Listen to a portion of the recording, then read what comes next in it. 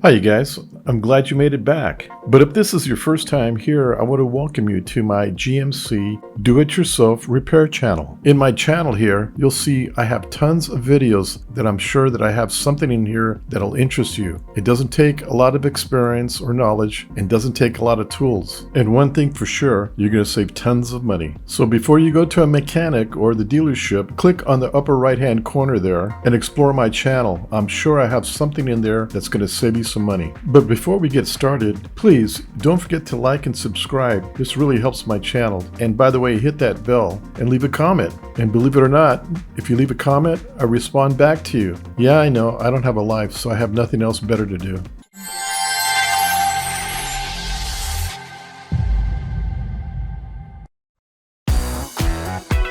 Alright, thanks for joining back.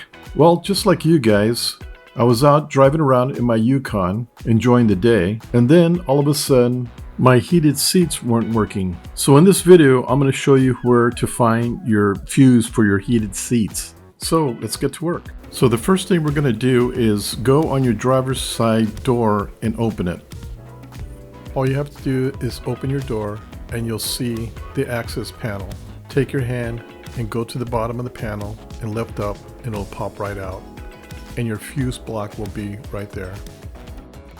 Okay, as you look in there, you're going to look at the very top on the right side. You're going to see two blue fuses, and on top of that, you're going to see a red fuse. It's a 10 amp fuse. That's your ING3 fuse. That powers your ignition and your heated seats. Make sure that's not blown. Wasn't that easy to find? If there's nothing wrong with this fuse, chances being the heat element on the seat itself is blown. You may have to replace it. You can find these seat heat elements on eBay, and it's a job you can do yourself. All you got to do is pull the seat out and then go ahead and remove the seat cover, and the element should be right on top between the foam and the seat cover itself. Well, looks like I'm going to be making another video on this subject here. Probably do this in the spring or summer, so keep in tune. The elements themselves aren't that expensive, and if you're like me, if you're going to do the driver's side, you might as well do the passenger side. And while you're at it, you may want to evaluate your seat cover itself.